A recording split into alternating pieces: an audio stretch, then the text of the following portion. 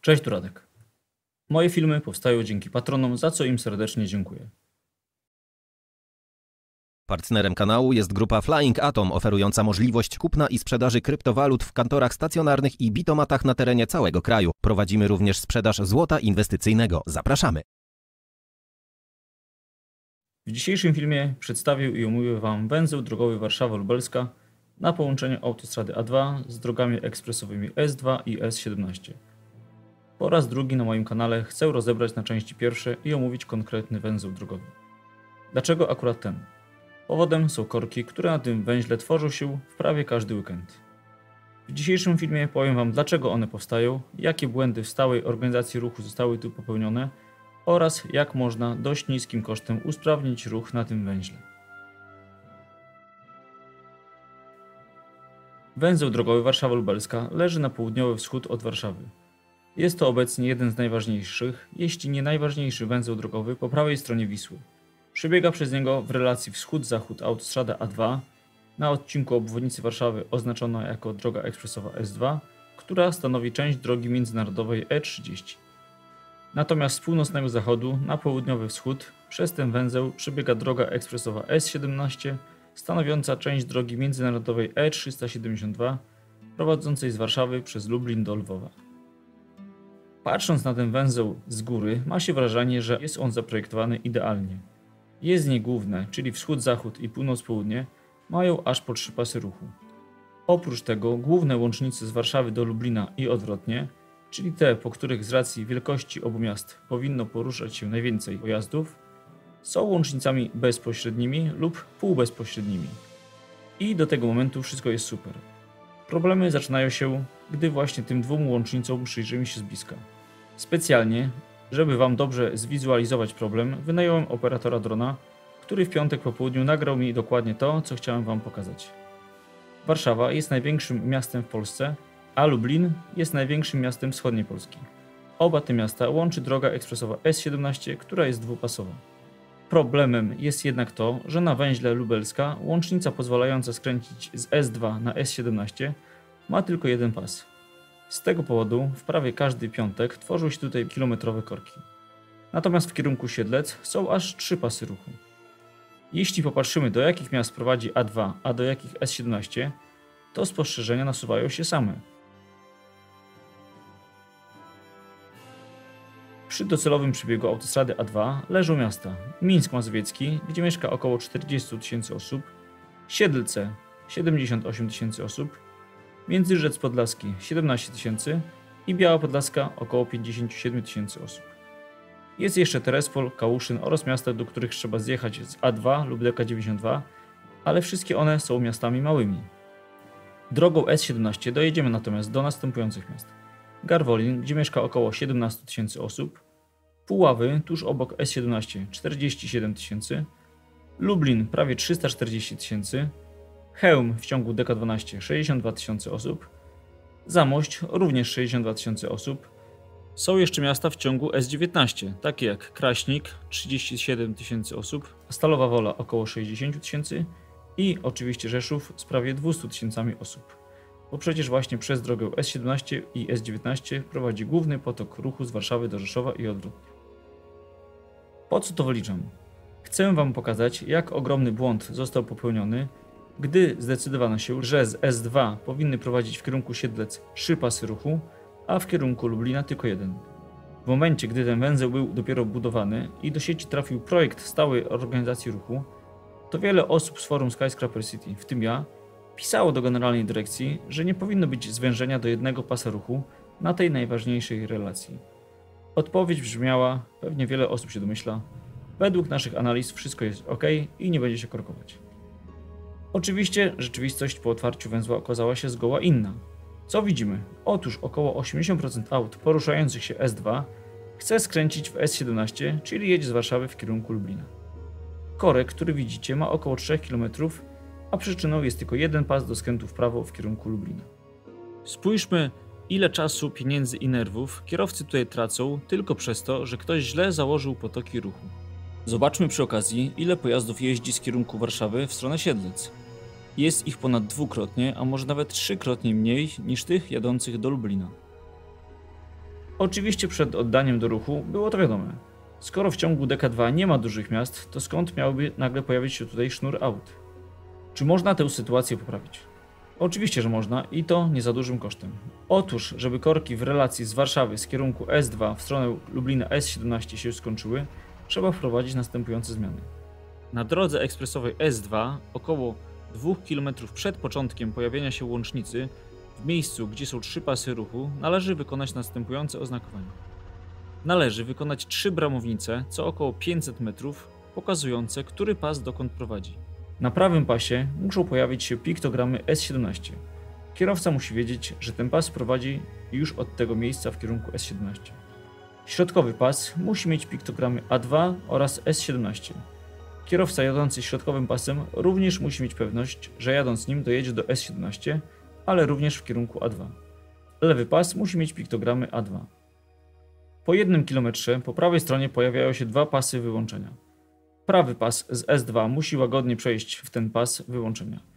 Ze środkowego pasa kierowcy muszą mieć wybór: albo pojadą na wprost w kierunku A2 w stronę Siedlec, albo skręcą w prawo w stronę S17. Jest to konieczność. Ten środkowy pas musi mieć możliwość jazdy na wprost i w prawo. Każdy inny układ spowoduje, że korki się nie skończą.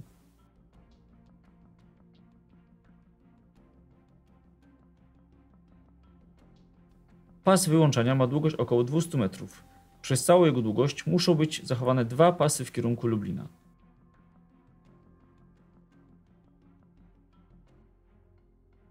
Po 200 metrach, gdy pasy wyłączenia oddzielają się od autostrady A2, pojawia się trzeci pas. Obecnie tylko tym dodatkowym pasem kierowcy jadą do Lublina, natomiast według stałej organizacji ruchu w kierunku zakrętu są przewidziane 2 pasy. Szybko zarządca drogi zauważył, jak duży błąd popełniono i teraz prawy pas od razu prowadzi na południe, a lewy na północ. Z racji tego, że S17 od zakrętu do połączenia z S8 w Zielonce nie powstanie jeszcze przez kilkanaście lat, to są 2 opcje. Albo w kierunku zakrętu należy zrobić 1 pas, zaś 2 pasy powinny prowadzić w stronę Lublina, albo ze środkowego pasa zrobić możliwość jazdy zarówno w stronę Lublina, jak i zakrętu.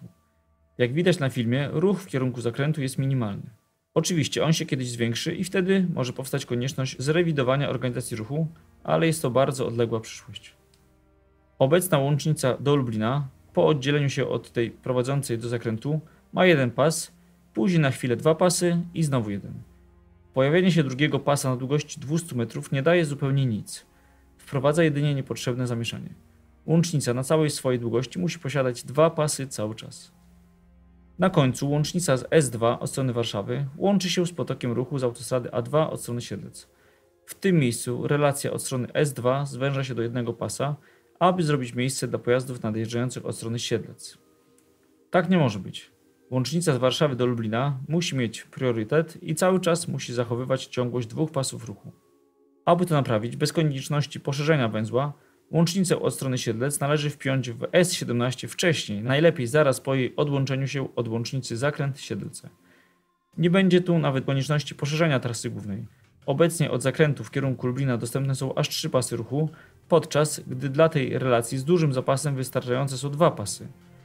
Aby rozwiązać problem minimalnym kosztem, wystarczy więc zwęzić ten fragment jezdni głównej do 2 pasów, aby zrobić miejsce dla ruchu nadjeżdżającego od strony Siedlec. Łącznica od strony S2 mogłaby wtedy wykorzystywać oba pasy na całej swojej długości. Natomiast jako tymczasowe rozwiązanie do czasu wykonania takiej docelowej zmiany, obecny przebieg łącznicy od strony Siedlec powinien ustępować pierwszeństwa łącznicy dwupasowej od strony Warszawy. Omówił teraz, co się dzieje w przeciwnej relacji, czyli jadąc z kierunku Lublina w stronę Warszawy w drogę S2. Otóż sytuacja tutaj jest inna, ale nie do końca. Od strony Lublina są 3 pasy ruchu. Cała S17 ma 2 pasy ruchu, jednak kilka kilometrów przed węzłem Lubelska pojawia się trzeci pas. Jeśli ktoś chce skręcić z S17 w stronę S2 lub A2, to ma do dyspozycji 2 pasy ruchu. Te 2 pasy do skrętu w prawo powstały z przedłużenia łącznicy węzła Góraszka. Więc przepustowość tutaj jest znacznie większa niż w omawianej wcześniej sytuacji, ponieważ od razu są 2 pasy ruchu. I to jest według mnie zaskakujące. W południowej części węzła udało się zrobić 2 pasy ruchu w relacji, która ma największy potok ruchu, a w części zachodniej nie udało się tego zrobić i jest 1 pas. Rzecz w mojej opinii niezrozumiała. Po oddzieleniu się pasów wyłączania od S17 pojawia się po prawej stronie trzeci pas. Ten trzeci pas prowadzi w kierunku A2 w stronę Siedlec, natomiast pas środkowy i lewy w stronę S2 w kierunku Warszawy. Więc do tego momentu jest wszystko jak należy. Jednak, żeby nie było za dobrze, to łącznica ta już na samym końcu zwęża się do jednego pasa ruchu. Dodatkowo zwęża się pas prawy, a nie lewy. Takie sytuacje nie powinny mieć miejsca. Czyli niestety znowu nie udało się wykonać w całości dwupasowej łącznicy z punktu A do punktu B. Czy tutaj również da się poprawić i wyeliminować ten błąd? Oczywiście, że tak. Łącznica od strony zakrętu z drogi S17 w stronę S2 ma teraz dwa pasy ruchu, a ruch jest znikomy. Widoczne pole wyłączone z ruchu należy zlikwidować i pozwolić pojazdom jechać na wprost. Natomiast analogiczne wyłączone pola powinno zostać wyznaczone na łącznicy od strony zakrętu. Kierowcy nadjeżdżający z tego kierunku mieliby do dyspozycji jeden pas, który przynajmniej przez kilkanaście lat do momentu oddania całej wschodniej obwodnicy Warszawy w zupełności wystarczy. Szanowni Państwo oraz szanowni widzowie kanału Autostrady Polska. Dla mnie jest to niepojętne, żeby największe miasto w Polsce z największym miastem Polski Wschodniej łączył jednopasowy fragment, mimo że cała droga pomiędzy tymi miastami ma dwa pasy ruchu. Do filmu o węźle Kraków-Mistrzewice użytkownik Mr. Floyd dodał bardzo ciekawy komentarz. Brzmi on tak. Jest prosta zasada, jak przy hydraulice czy elektryce. Maksymalny przepływ wyznacza najwęższy fragment całego odcinka. To zdanie powinni zapamiętać wszyscy zarządcy dróg w Polsce, czy to w miastach, czy poza nimi. Można zaprojektować nawet 10 pasów w każdą stronę, ale jeśli w jakimkolwiek miejscu wykonamy jeden pas pomiędzy tymi 10, to właśnie ten jeden pas będzie nam wyznaczał, jak będzie się układał ruch na całym węźle czy skrzyżowaniu oraz na drogach do niego prowadzących. Takich węzłów w Polsce jest dużo. Wymienię kilka z nich, gdzie popełniono ten sam błąd. Węzeł Szczecin-Klucz na połączeniu S3 z A6, gdzie cała S3 i A6 mają po dwa pasy ruchu, a łącznica łącząca obie drogi ma jeden pas. Z tego powodu przez całe wakacje S3 i A6 stoją w korku.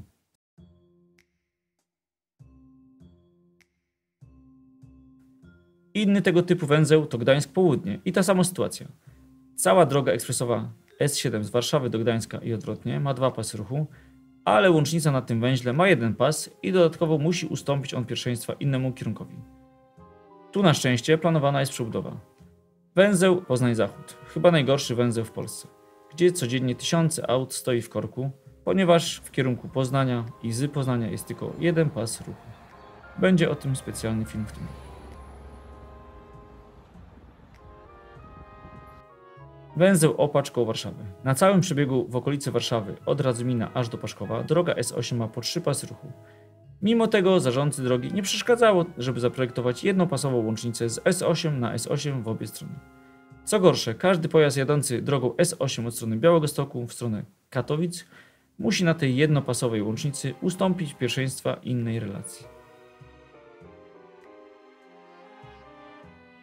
Szanowni Państwo, czy w całej Polsce nie ma ani jednej osoby, którą moglibyście zatrudnić, aby spojrzała na projekt, zanim on przejdzie do fazy realizacji i wypowiedziałaby się na temat danego węzła? Robione podczas prac przygotowawczych analizy, zaraz po oddaniu węzłów, okazuje się zupełnie nie pokrywać z rzeczywistością. 90% dużych węzłów w Polsce, łączące autostrady i drogi ekspresowe ze sobą, ma źle zaprojektowane łącznice. Mają one za małą przepustowość. Zamiast dwupasowych są jednopasowe. Każdy z wymienionych przeze mnie przykładów już na etapie planowania powinien wyglądać zupełnie inaczej, ponieważ wiadomo, jakie kierunki będą na danym węźle obciążone najbardziej. Jeśli cała droga z jednego dużego miasta do drugiego dużego miasta ma 2 lub 3 pasy ruchu i nagle na węźle koło dużego miasta zwęzimy ją do jednego pasu ruchu, to taka łącznica będzie się korkować. Mam wrażenie, że nawet nie posiadając tytułu inżyniera drogownictwa, i tak byłbym w stanie to stwierdzić. Na koniec wklejam odpowiedź Generalnej Dyrekcji, czy z tym węzłem będzie coś wykonywane. Generalna Dyrekcja obserwuje ruch i zna sytuację na węźle Lubelska. Rozpatrujemy zmianę organizacji ruchu na tym węźle.